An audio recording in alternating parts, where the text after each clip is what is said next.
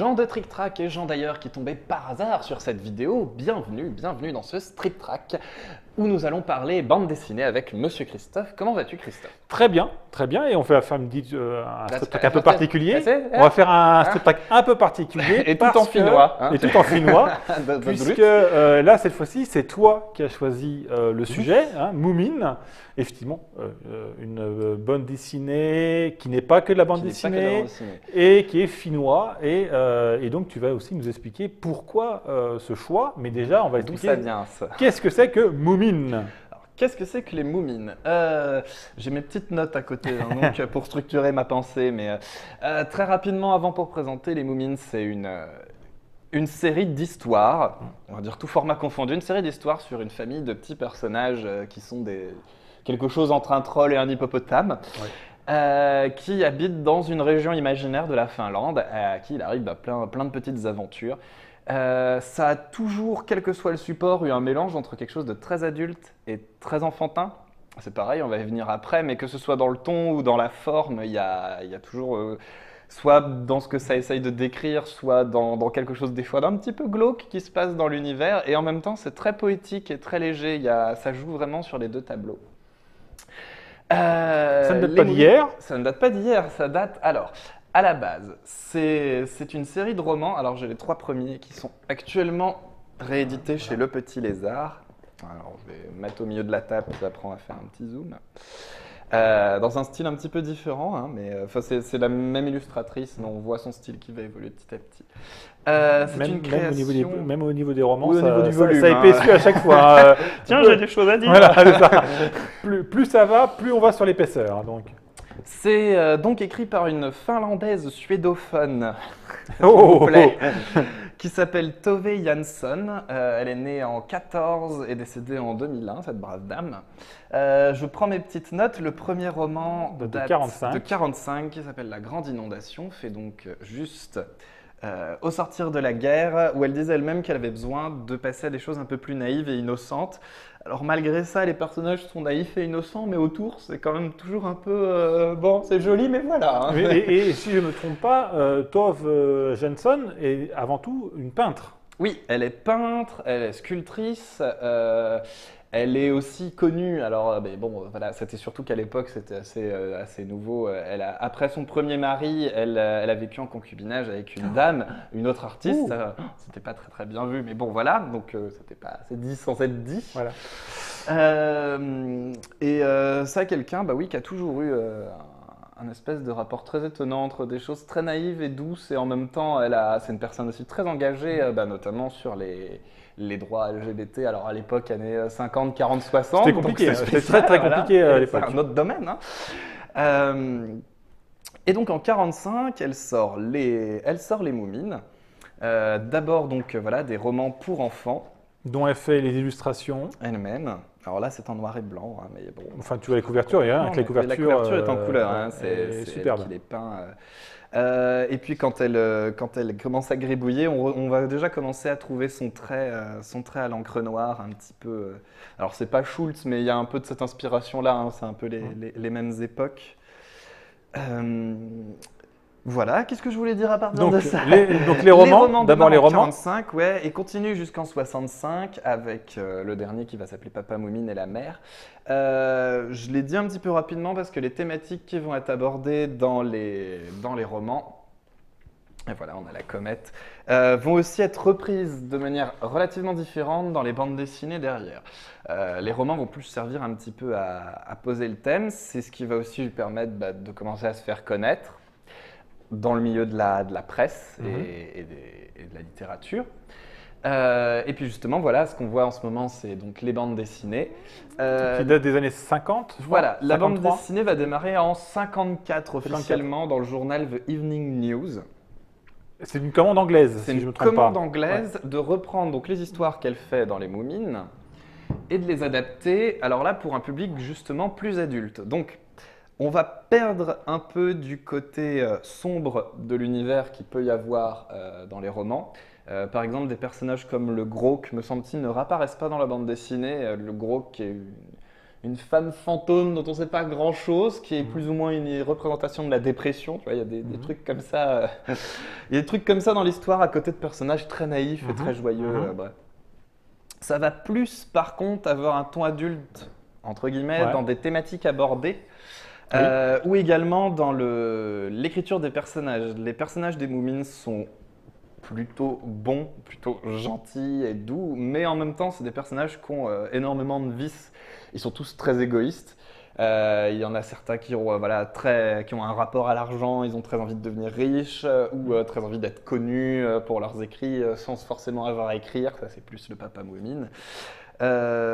Voilà, il y a un peu tous les petits vices de la société qui sont représentés. Alors au début, c'est des histoires un petit peu naïves, elle ne sait pas trop dans quelle direction elle va.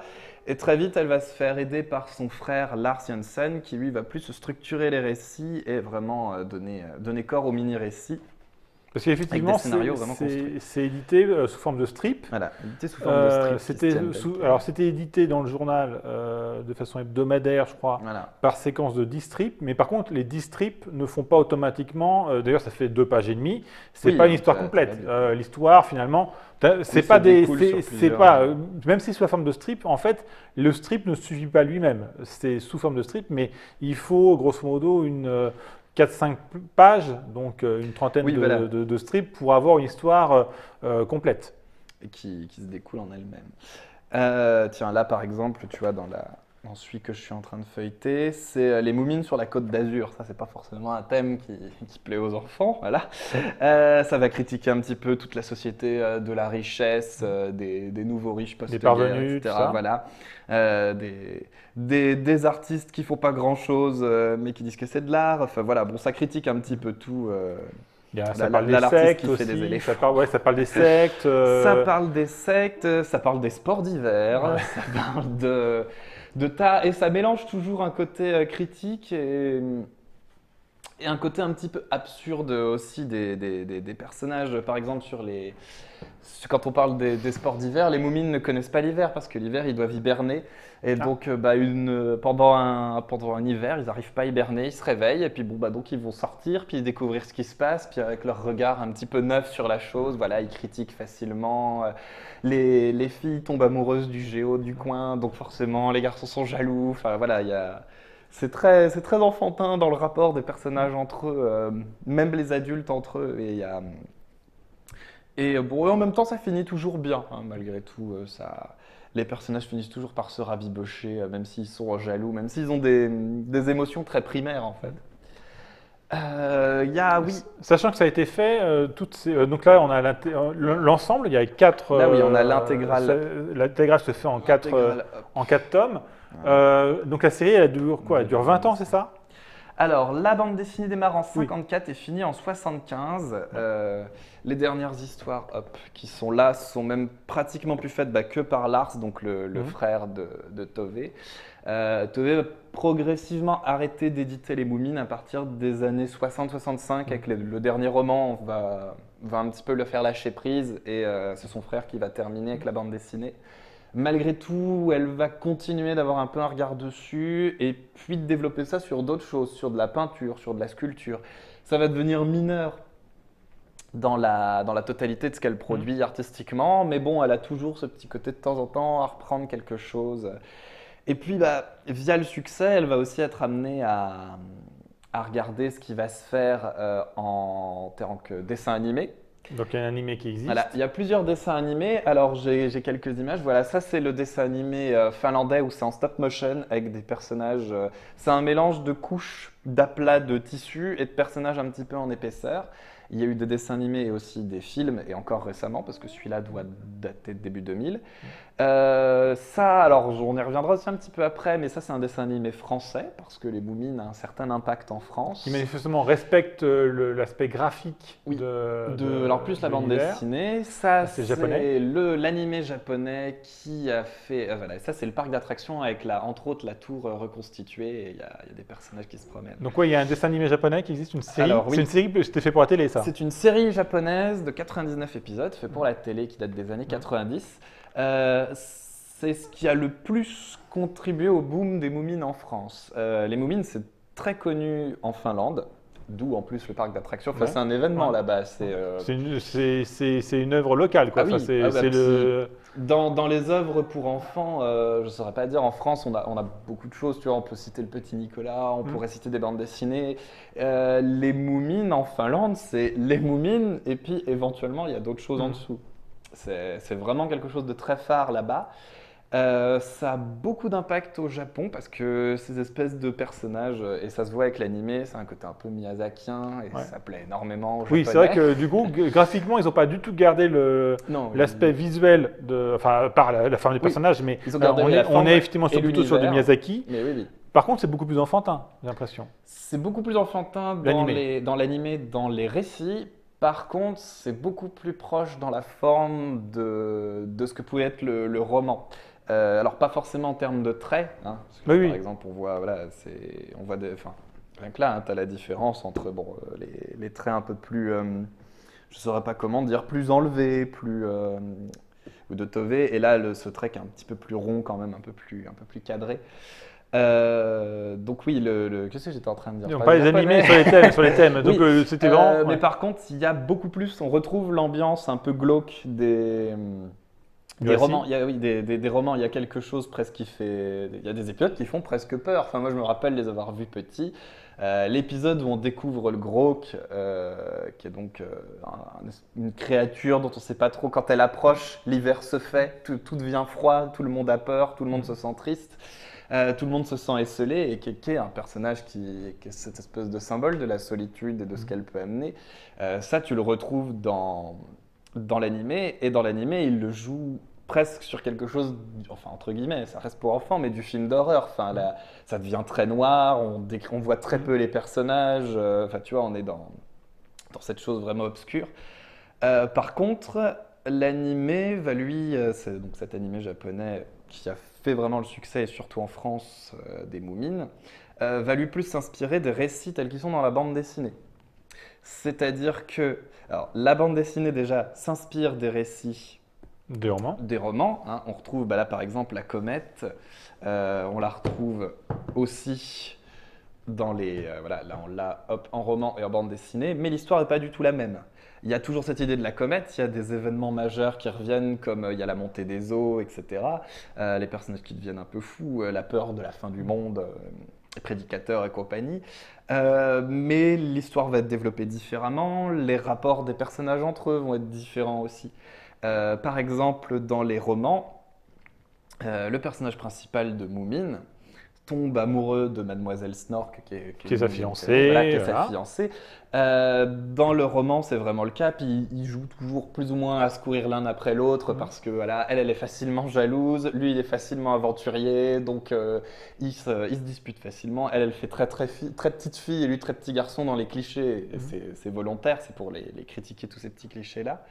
Mais ils restent toujours ensemble dans les bandes dessinées.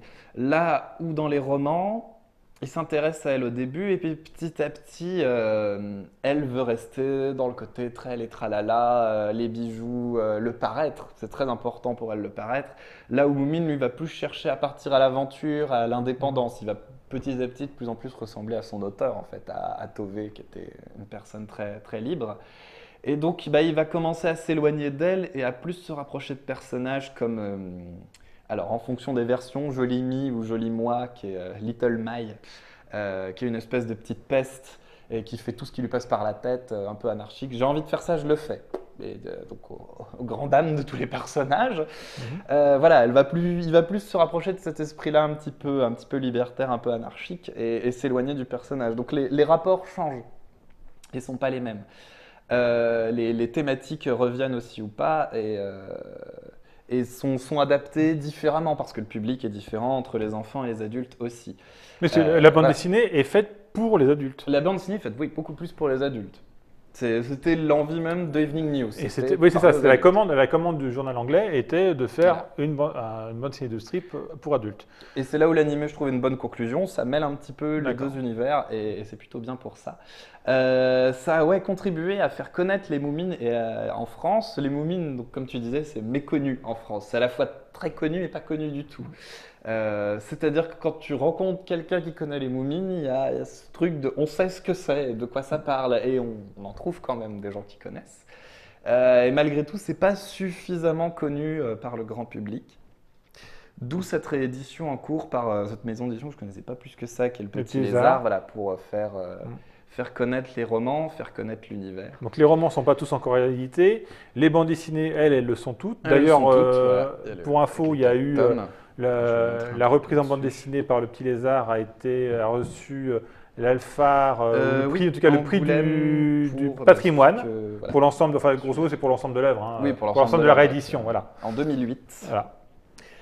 Les romans sont encore en cours de réédition, je crois qu'ils sont presque arrivés au bout, parce que normalement le dernier ce sera Papa Moumine et la mer, et là, je ne sais plus lequel est sorti, ça doit être celui sur l'hiver qui est sorti récemment, mais il y a beaucoup plus de romans, il doit y en avoir une douzaine à l'heure actuelle. Ça c'est pour parler un peu de l'univers, moi il y a un truc que j'apprécie beaucoup dans le dessin de Tove, et qui est très rigolo parce que le dit elle-même, elle découvre entre guillemets la bande dessinée quand elle s'y met. Oui. C'est-à-dire qu'elle n'a pas de culture de bande dessinée. C'est la seule œuvre de bande dessinée qu'elle ait faite. C'est ça, et c'est la seule. Et donc elle expérimente des choses, et sur les strips, il y a quelque chose qui se tient très bien, alors elle ne le fait pas tout le temps mais assez souvent, c'est d'utiliser les bords de cases pour soit être en thématique avec ce qui se raconte, ça peut être directement un élément du décor que les personnages utilisent parfois, mais ça vient aussi apporter un élément supplémentaire au sens du strip en lui-même.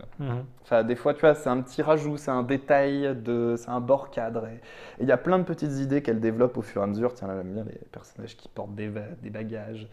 Là, t'as les balais parce que le personnage est en train de balayer. Enfin, c'est con comme truc, hein, mais elle le fait très régulièrement. Mignon, ouais. C'est une très jolie idée. Ça peut être des chaînes, ça peut être tout. Et elle arrive à bien se renouveler avec cette idée-là.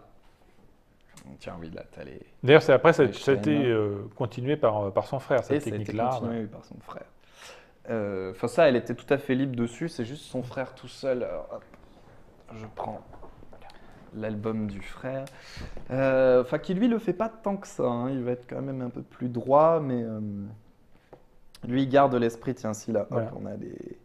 C'est des gouttières, ça, oui. Peut-être moins systématique, mais voilà, bon, quand même. Moins systématique, mais il s'en sert un peu aussi. Petit côté assuré aussi. Voilà, que dire de plus? Qu'est-ce que j'avais noté? Le fond, la forme, etc. Ah bah non, voilà. Ben voilà, voilà. Donc on est sur du patrimoine. On est sur du patrimoine. Alors oui, toi tu trouves ça un peu vieilli. Moi, non, mais voilà, après c'est un rythme. Voilà. Ah bah ça, le rythme strip, tout à l'heure, voilà, je citais Schultz parce que, alors c'est pas du tout la même chose, hein, mais c'est un peu les mêmes périodes. C'est pas du gag, ne vous attendez pas à du gag, attendez-vous plutôt à des histoires un peu plus philosophiques. Oui, c'est entre de la philo et de l'absurde, ça dépend de l'histoire aussi, mais il y a toujours quelque chose entre ces deux-là.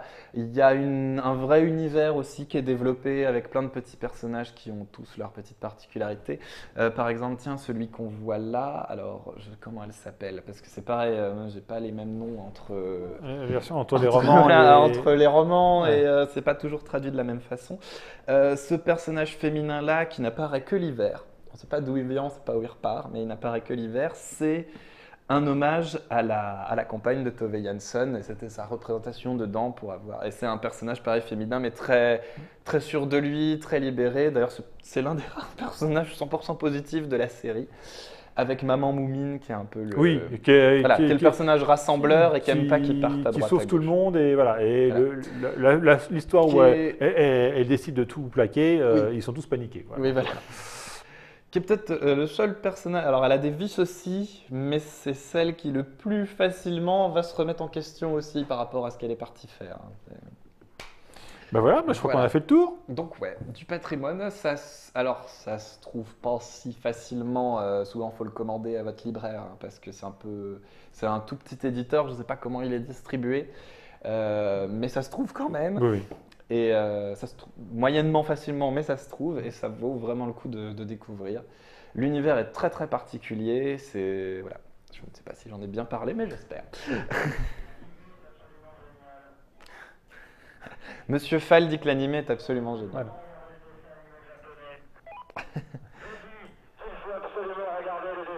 Il faut absolument regarder les dessins animés japonais. Voilà. Je suis d'accord, voilà. On a même un fall approved, donc écoutez. Voilà, rien à dire de plus. C'est déjà beaucoup, c'est déjà énorme, c'est déjà bien. Je pense que j'ai étalé le plus possible ce que c'était. Voilà, ma foi, si vous aimez un petit peu ce genre d'univers, il y a des trucs un peu burtoniens aussi des fois dans l'esprit, entre ce glauque et cette poésie. Hein. Voilà, on est vraiment dans quelque chose comme ça. Voilà, et bien écoutez, je vous laisse découvrir et plonger si ça vous tente. Le mieux c'est d'aller directement sur les éditions du Petit Lézard pour les trouver, hein, et c'est pas si cher. Voilà, Christophe, merci de m'avoir accompagné et d'avoir habillé le côté gauche de l'émission. Voilà, c'est ça, c'est chacun son boulot. Cette fois-ci, c'est moi qui posais les questions. Voilà. Et puis, on se retrouvera pour d'autres. Pour tout à fait autre chose.